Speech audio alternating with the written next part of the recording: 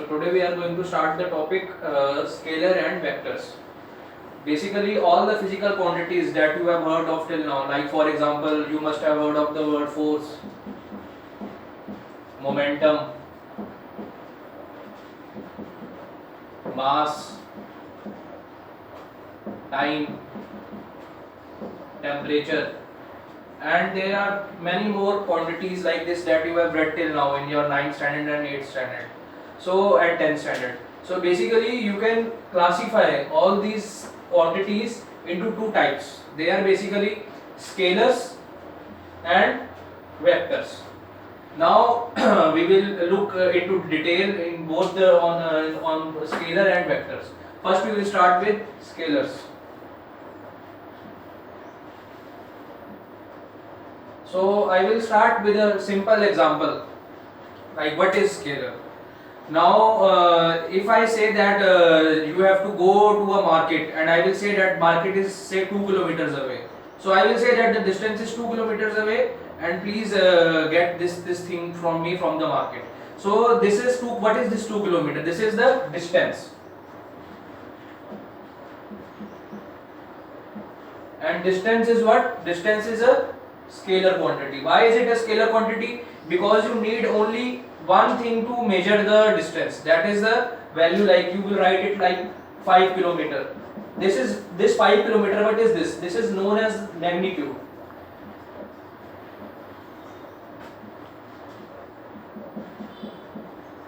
This magnitude is suffice to explain this quantity. You don't need anything else.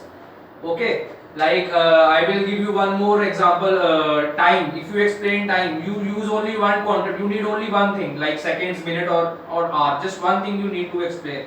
You don't need any two things. Another example you can take is mass. Mass, you all know. What do you need? You need only mass is measured in kg. So you need only one quantity, like mass is 20 kg. So you will say 20 kg. So only the magnitude, this is known as magnitude, is required to explain mass. Okay. Another example I will give you, temperature. Temperature also you need only one quantity to explain it. What is that? Degree Celsius or Fahrenheit, whatever. But you will use only one thing, and this is the magnitude. So I think this might be clear to you now what is scalar. Now we will go forward to vectors. So this is a very important topic, as in the further chapters also this will be extensively used, so please pay attention. So what is vectors we will see. Now I will start this with the same example, like a mother tells her son to go to a market, and she will tell him that this is the grocery store, and go to the grocery store that is 3 kilometers away. But now how will the son know that in which direction he has to go? The distance is not suffice here, you see, because this 3 kilometer can be here, the house is, I will assume the house is here, yeah, the house is here, and the grocery store, it can be here also, it can be here also, this is also 3 kilometers away, and this point is also 3 kilometers away. So now the confusion arises that how will you explain to the child that which direction should we go? So in that case we use vector quantities. Vector quantities, basically in vector quantities you explain them by using two quantities. The first one is magnitude and the second one is direction. Okay, so the mother will tell her child that go 3 kilometers far in the, what is this direction? In the direction you can say this is the north east direction. So she will say northeast direction, you will go 3 kilometers away. So this thing is when you measure distance with direction, distance plus direction, then it is known as, I think you must have heard of it till now, it is known as displacement.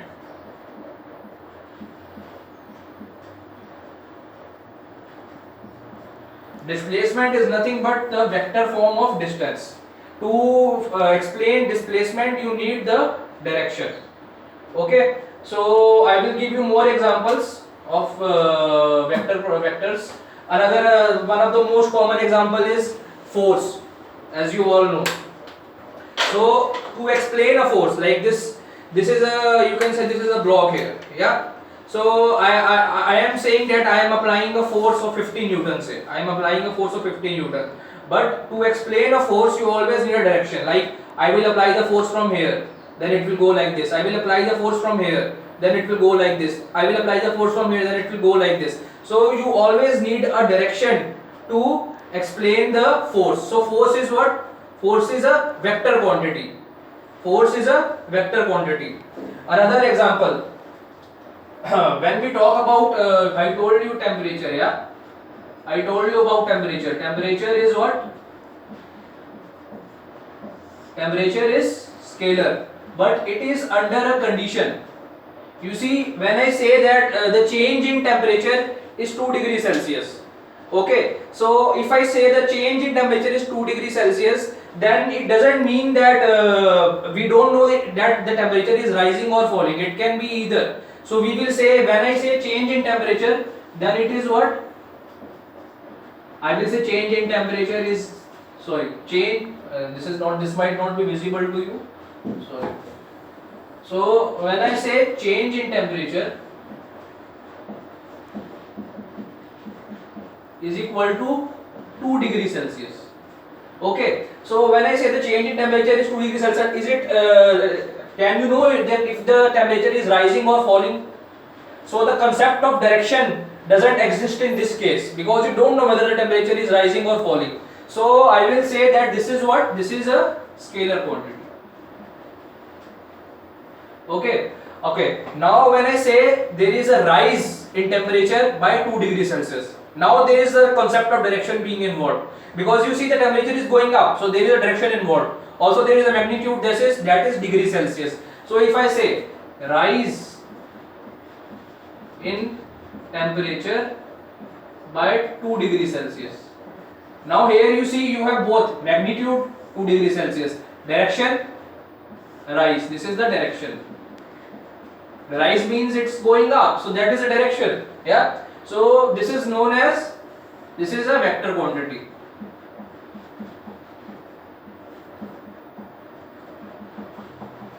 Okay.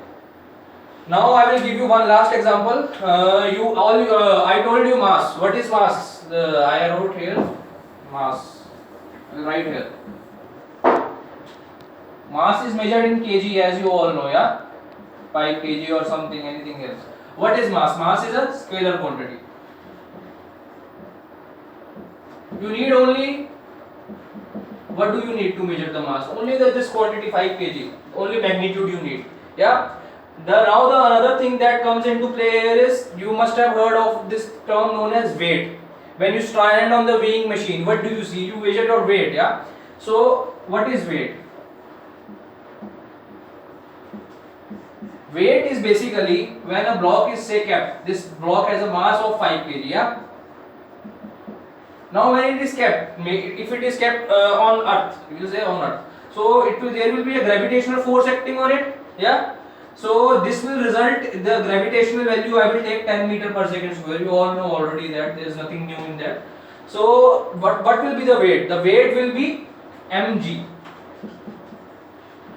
Now what is this? Is this a scalar or a vector?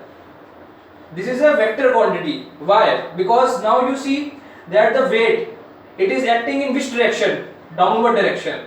So when you will say that this person has a weight of whatever 50 Newton or 60 Newton, you will say that 60 Newton acting in downward direction. You can see here the weight always acts downward direction. You all know, because of the gravity. So what is weight? Weight is a vector quantity.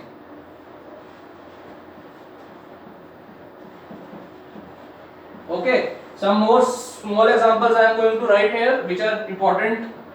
Please note these examples in wherever you have in your copy or anywhere. Like you have, I will write the term here. Like you have scalar, vector. So for in scalar we measure speed. In vector we call it velocity. Speed is basically, you know, it's measured in meter second. There is no direction involved. But in velocity, we will involve the direction also. Like we will say that this car is going at 30 meter per second in southwest direction. So there is a direction being involved. So this is velocity. Okay, velocity is basically the equivalent term of speed. When we measure the direction also, then it is known as velocity. Okay, and some other terms that you are going to you have studied till now: force. Yeah, here we will write distance. Displacement will come here. Here there will be, you can write time. Here you can write temperature change. Temperature rise slash fall. These are some of the examples that we have studied till now of scalar and vector. So I hope this basic idea of scalar and vector is clear to all of you. Now we will go forward and study vectors in details, because it is a very important topic. There are many types of vectors, and we will see the addition, subtraction, multiplication of vector, because that is little bit different from the normal addition, subtraction you do. So we will see all that in detail. We will see different type of vectors, and we will continue.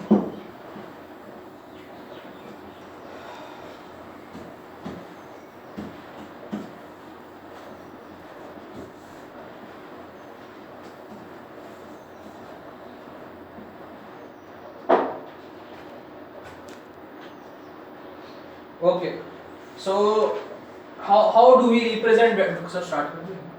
How do we represent vectors? We will see that. So basically, we represent a vector by two things. You require two things. Basically, that is a tail and a head. I'll explain to you. It goes like this, something like this. Okay, we will say that this is point A and this is point B, and there is a displacement between these 2 points is say 5 kilometers. Okay, so basically vector is represented by a tail and a head, and this line, if this line represents the magnitude. Okay, and what does this arrow represent? Arrow and this whole line in this represents the direction basically. Like if I make it like this, then what is the direction of the vector? The direction of the vector is like in this direction. In this direction there is a direction. Okay, and how we represent the magnitude? We will represent the magnitude by the length of this line. Like if it is, this one is 5. Okay, then what will be 4? 4 will be little bit smaller. I will make it smaller. Okay, if I make 2, then it will be even smaller. So basically the length of this line, this represents the magnitude, and the direction in which it is acting is the actual direction of the vector. So this is how we basically represent vectors. So to write it in a simpler form, we will not always, if we have to represent a vector, so we will not always write like this, we will make a huge line and we will write A and B tail, and this is not the way to write. The simple way to write a vector is, this is the vector AB, you can see. So we will write it as A, B, and on top of it you will make a small arrow. What does this indicate? This indicates that AB is a vector. Okay. Now if you have to write, now I told you this has a magnitude of what? 5 kilometers. So if you have to write its magnitude, how will you represent it? You will represent it by this symbol. You will write this modulus. You must have studied about this. This is the modulus symbol in mathematics. So in physics, this is the symbol for magnitude. These two parallel lines. You will make these two parallel lines and you will write AB. So what is this known as? This is known as magnitude. I hope that's clear to all of you. So you will represent the vector with this small arrow sign, and you will represent its magnitude by which symbol? This modulus symbol, or you will say this magnitude. Okay, so this is just the basic, like how you will represent the vector. Okay, sometimes you will find in some books, or we will also use it, that instead of writing A and B, the author will write it just P. So this whole vector, the name is P. So you can just write it like this, P. depends. We will see further when we will see do some questions. You will see what I am talking about. So this is the basic of how to represent the vector.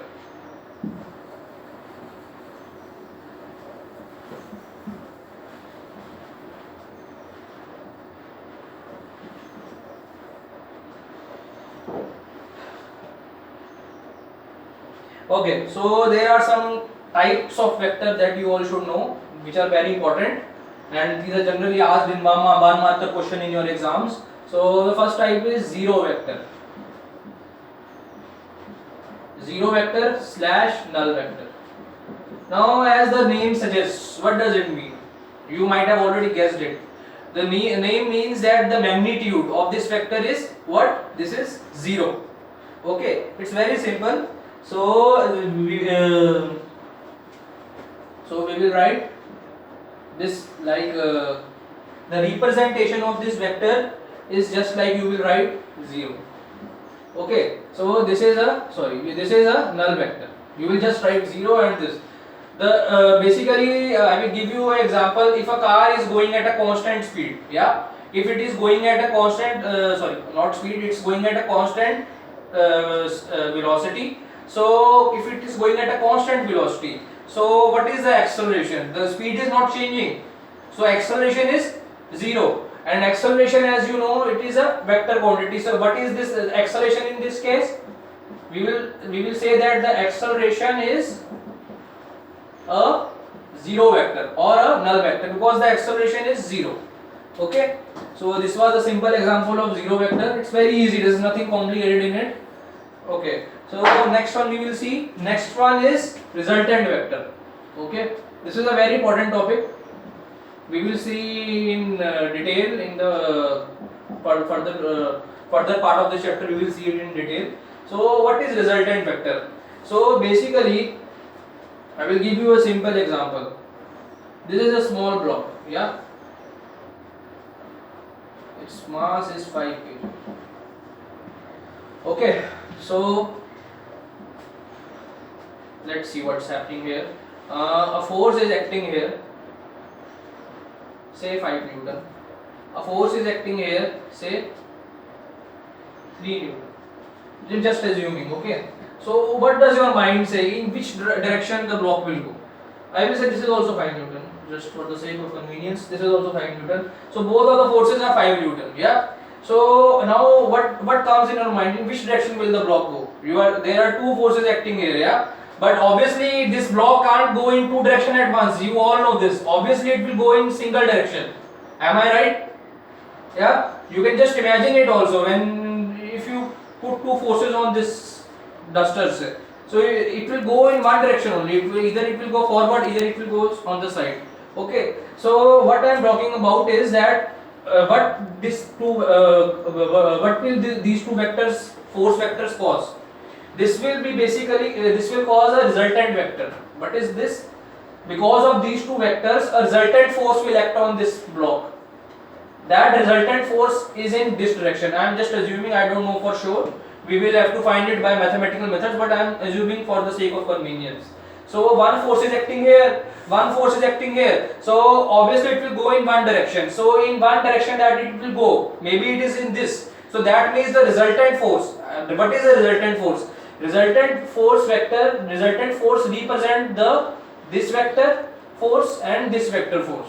Okay. So what is a resultant vector? In simple terms, resultant vector is a vector that represent two or more. There can be even more forces also. There can be a force here also or here also. So we will say resultant vector is a single vector that represents two or more vectors. As you can see in this example, the force is being applied here and here, but the resultant force, it will act in a single direction, and that is this direction, as you can all see. So there were two forces initially, but what was the resultant? Only one force acting in this direction.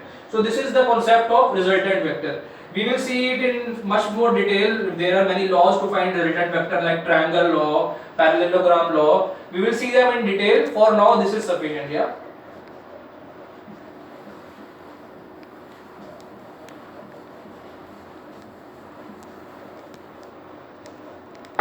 Okay, So next is equal vector. That this is very simple. Equal vector basically, as the name suggests, if two vectors, say there is a vector A and there is a vector B, represented by these lines. Now note, I have made both the lines of same magnitude. What do I mean by magnitude? That their length is same. So what does it mean their magnitude is same? It's vice versa. Okay. So these two vector A and B, they have the same magnitude, as you can see. So what will I call them? I will call them equal vectors. They are what? Equal vectors. Yeah. Doesn't matter. Okay. And one more thing is I was missing here, that these two vectors are said to be equal only if their direction and magnitude both are same. What do I mean by direction? Say this is a vector A. I draw this vector A here. Okay. Now I will draw another vector here, that is B. Note, important thing here is that both are of magnitude 5 units. Means the length of both of the vectors is same. It's not different at all. Okay.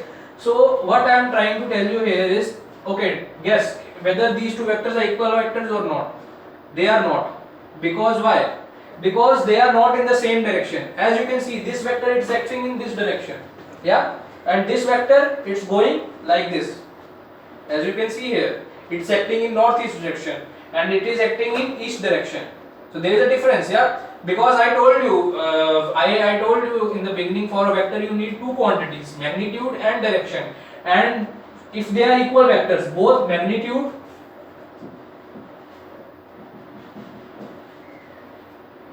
and direction, they should be same. Okay. So this is a very important thing, because sometimes the direction will be different but the magnitude is same. Don't write equal vectors. They are not equal vectors. They are different. Okay. So this is the concept of equal vectors. I hope it's clear.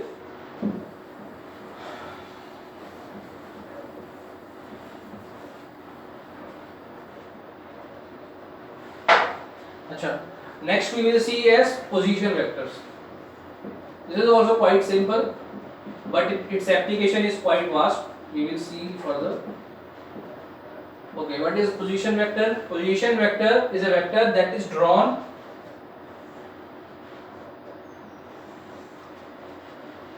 from origin. Position vector is drawn from origin. Okay, you have all studied the Cartesian plane. I am sure you must have know it by now. So there are y-axis, x-axis. So whichever vector you draw in Cartesian plane from the origin, like I make a vector B. Okay, so I have drawn it from what point? That's the origin. So what will I call it? I will call it as position vector. This position vector concept, it's very important in derivations. You will see in further chapters, I think in force and projectile motion, you will see the derivations. It's a very important concept. Okay, so it's quite simple. Whenever you draw a vector from the origin in the Cartesian plane, then it is known as position vector. Okay. Yeah. Next is the unit vector.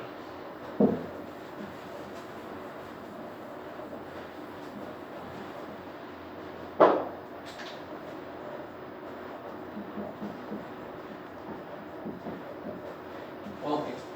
Now, as you can guess from the name, what does unit mean? Unit means one. Okay. So basically, unit vectors are those vectors which have a magnitude of 1. Okay. So basically, you will write a unit vector by this unit. You see, this is a unit vector. I will say u. Okay. I will represent with a cap. What does this cap mean? This is a unit vector. Unit means one magnitude. Okay. Okay. Now to find the unit vector of any given vector, like you are given a vector, like there is a vector given to you m. Right now I am just explaining you. I will further explain it with examples also to you. Okay. So how will you find the unit vector? To find the unit vector, you will simply divide the given vector by its magnitude. This is known as the unit vector. You can find unit vector of any given vector. I think this might be not clear to you right now, but I will give you examples later on by which it will be quite clear to you. Just wait a few minutes with me. So basically in the xyz direction there are three unit vectors. As you might know, there are three directions we can make. You can make two also, but three we are using because in most of the questions they will use three directions. So x, y, z. Okay. So I later earlier I gave you an example like the forces are acting. Just consider it like this. There is a block here. One force is acting like this, 5 Newton. Yeah. One force is acting like this, 3 Newton. Okay, and one force is acting on it above. I don't think it's visible. We will take an example. Yeah, let me give you an example. Consider this is a block. Okay, now on this block, one force is acting in above direction, that is 3 Newton. One force is acting in this direction, that is 2 Newton. And one force is acting like this, that is 5 Newton. Okay, so now how we will represent this? On this block you can see three forces are acting. You can see like this. Yeah, this is the block. I will make it clear to you. One force is acting like this. Okay, this is the 5 Newton one. Yeah, one force is acting like this, second force, and another force is acting like this. Note that all the three forces are acting simultaneously on it. Okay, so how will you represent all these forces? Yeah. So because you can see they are acting in three directions, 1, 2, 3, x, y, z, they are acting in three directions. So how will you represent? Yeah. So we will see that in detail now. Okay. So what we do basically in x, y, z axis we have given a name to the unit vectors. Okay. Like in x axis the unit vector is known as I cap.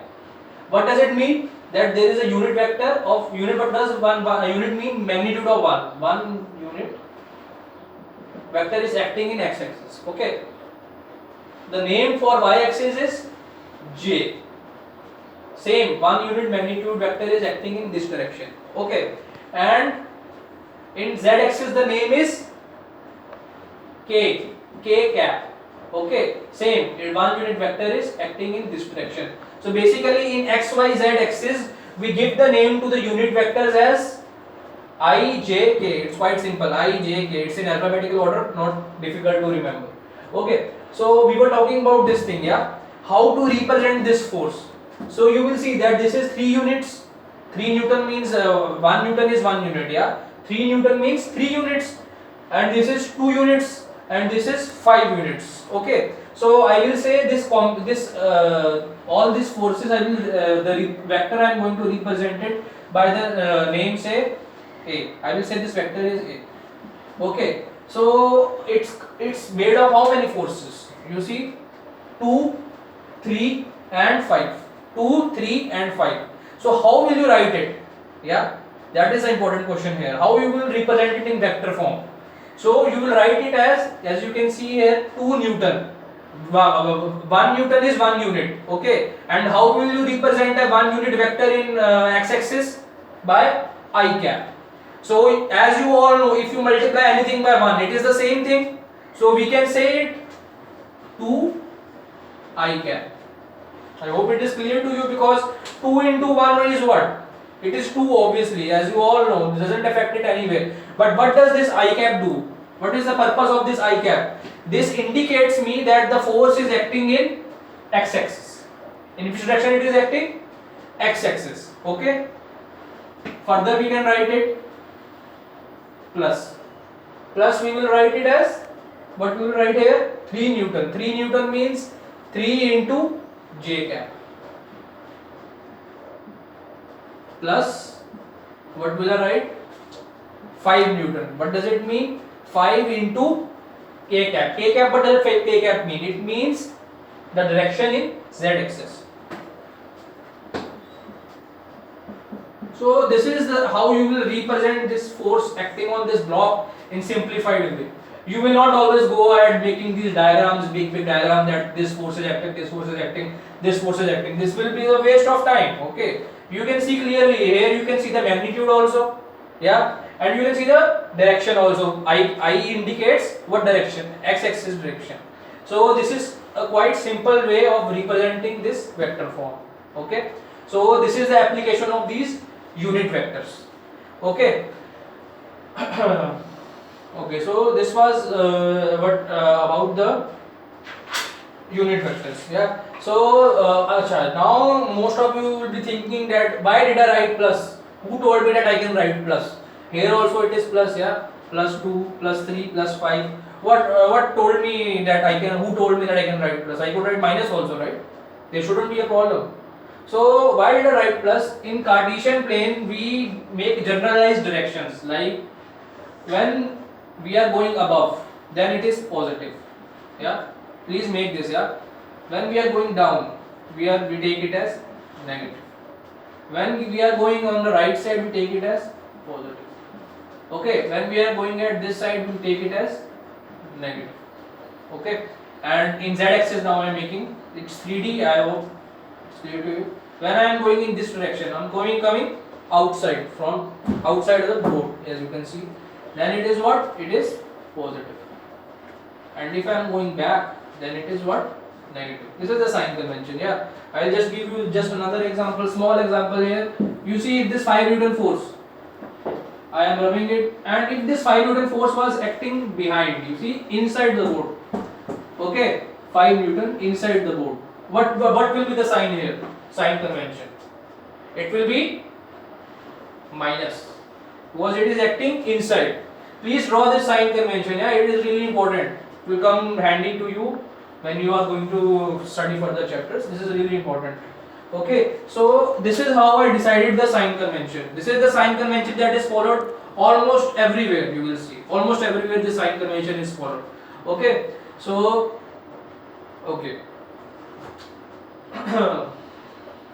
Now we will go ahead. Okay, now we will see the vector operations. Basically, it is the simple addition, subtraction, multiplication. As I told you earlier, we are going to study that in detail. Okay, so first topic is multiplication of a vector by a scalar. Okay, so this is quite simple. There is nothing complicated in it.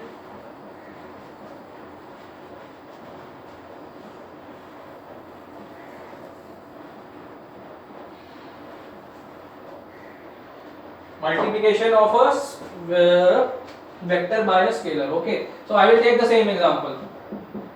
2i cap plus 3j cap minus 6k cap. Just take this example. Yeah, you can see that there is a 2 Newton force acting in x-axis, then 3 in y-axis, and 6 acting inwards in the z-axis. As you can see, I already made it clear to you.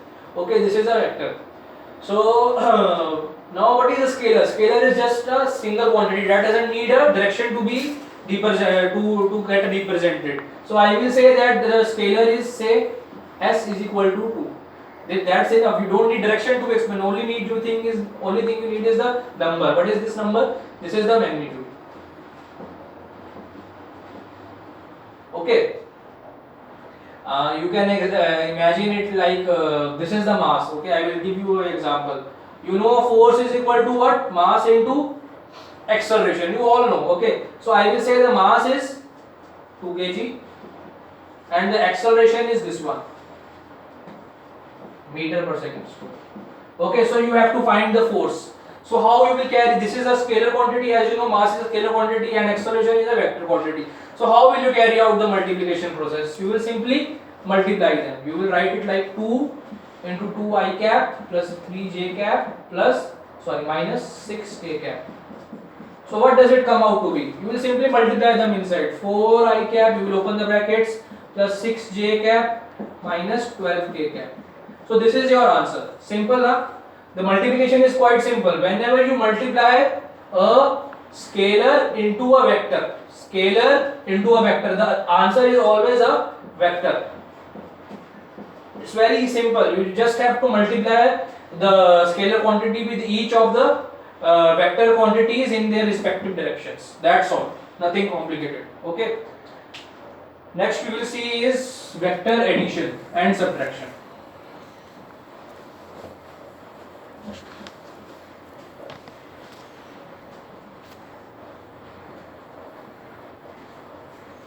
Okay, I forgot to tell you one important property of vectors. This will come quite handy to you in future. Like if there is a vector here A 5 and then there is a vector here B is equal to 6. Okay, the property I am talking about here is that you can move the vectors into the space in anywhere. The space I am talking about here is the whiteboard here. Okay, so what do I mean that you only thing is that you can't change the orientation of the vector. If it is like this, then you will keep it like this. Yeah, you will not move it like this. So in this direction you can move it like this, like anywhere. You can move it like this, but you will keep the orientation of the vector same. So I can move it here without any problem. The important thing here is I can move the vectors in space, but I will keep the orientation same. Like if here the angle was 30, what I mean to say by orientation, the direction. Yeah. Here also the angle will be 30. So you can move the vectors in space anywhere. You see this A vector was here, now it is here. You can move it here without any problem. Nobody can say you that you are doing anything wrong here. Yeah, this is a very important property. Please write it in your notebooks. You can move the vectors anywhere in space, but provided you don't change the orientation. Like you don't change the angle. You don't make it like this. Like if it was initially like this, and when you put here, you make it like this. The angle is say 120 degrees. This is wrong. This can't be a vector. This is wrong. You can't do that. Only thing you can do it, you can move it parallel to its initial position, like this. Okay, I hope that is clear to you. So we will be using this property in future. So I just told you this property. Okay, now we come to the property of vector addition.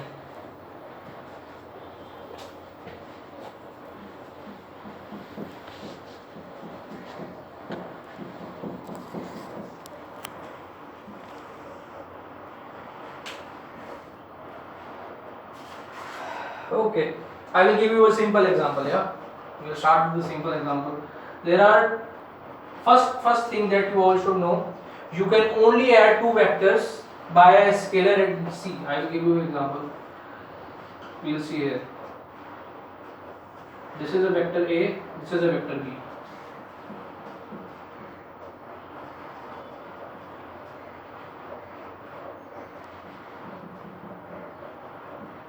B. This is 8 units. See, okay. So now you can see here there is two vectors, vector A and vector B. Vector A is 5 units and vector B is 8 units. Okay. So now we are what we are observing here. We are observing here that there are two vectors acting in same direction. Acting in same direction here.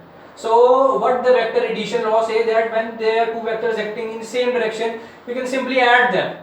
Okay, because you can take it as an example. I will give you an example like there is a block here.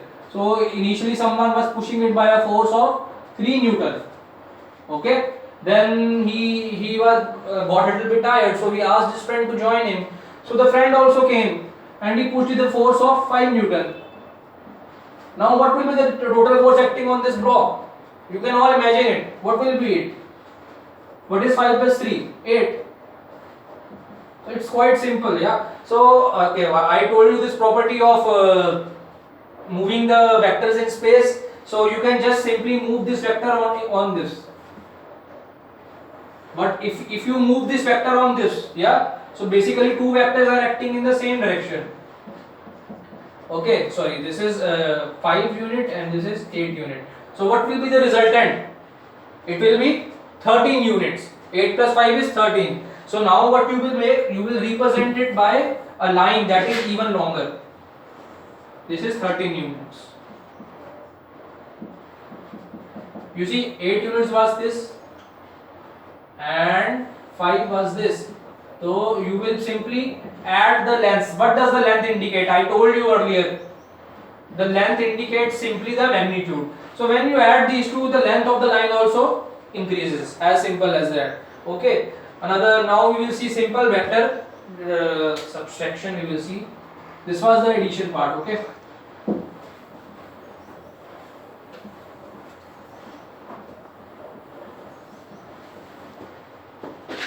Now we will see vector subtraction. Okay. Now see, this is a vector here that is acting 5. Now there is another vector here. But important thing to note here is it is acting in the opposite direction. Vector B, that is 3 units. Okay. Now what will be the answer? Now I will give you another example, the same block example. One boy is pushing a block here with 5 Newton of force. Okay. Another boy is pushing the block with 3 Newton of force. Now tell me, this boy is stronger, yeah, obviously, because he is pushing the block with the force of 5 Newton. And this boy is a little bit weaker, he is pushing with the force of 3 Newton. Now what will happen? One boy is pushing the block from here and one is pushing from here. What will happen? Which direction will the block go? Obviously it will go in the direction where the force is more. So where will the block go? In this direction. Yeah? And what will be the resultant force that will act on this block? Because this 5 Newton will overcome this 3 Newton. But this will, basically you can say this will absorb the 3 Newton in itself. So what will remain in it? The net resultant that will remain will be 2 Newton. What will be it? 2 Newton. So the block will move in this direction with the force of 2 Newton. Okay. So this was simple example of vector subtraction. So as you can see here, 5 Newton is acting here and this is 3 Newton acting in opposite direction. What will be the answer? The answer will be a vector that is acting in the direction of the first vector only, because this was a bigger in magnitude and the value magnitude will be 2 units. What will be the magnitude? 2 units. You can say it as R. Note the important thing I did here. The length of this is the smallest. Why? Because 2 is smaller than 5 and 3, and if you make by scale, so 2 will be small, the length of this one will be the smallest, this vector will be the smallest. Okay. So this was the vector addition law. Okay. Okay, now you must have thought that this was how we will add vectors that are in different direction, like say this vector is here and this vector is here. How will you add them? Okay, this is another interesting topic. So see, when the vectors are in this parallel direction, you can do simple addition subtraction. Okay, no problem. But when they are at an angle, so for that we have various rules that we use. I will name them for you. For 2 and more vectors that are not parallel to each other, basically there are 3 rules. These are really important ones. First one is triangle law. Second one is parallelogram law.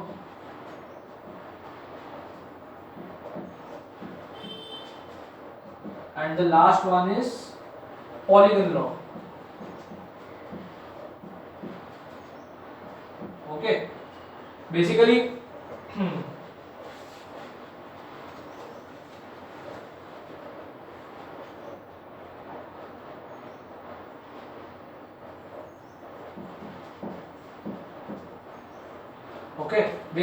triangle law is used for 2 vectors.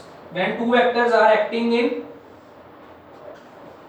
different direction like this, if one vector is acting like this and another is acting in opposite direction, but the angle is also different, so you will use which law? Triangle law. Okay, generally it is used for how many vectors? 2 vectors. This is the important thing. 2 vectors. Same parallelogram. Parallelogram is also used for 2 vectors, but they are originating from the same point like this. This is the parallelogram law. And polygon law, as the name suggests, it is for more than 2 or more vectors. This is also for 2 vectors. Basically I am talking about addition here. Okay, 2 vectors, how to add the 2 vectors, or in other words you can say how to find the resultant of these vectors. Now we will say the word resultant. Addition is basically we have done the addition operation, but when the two vectors are acting in different direction, we use the word resultant vector, not addition. Okay, so now on I will use the word resultant vector. Okay, and in polygon law it is for two or more vectors.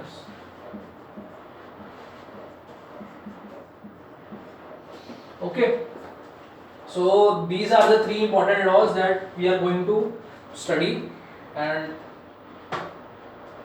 think we will start them in next class. Okay.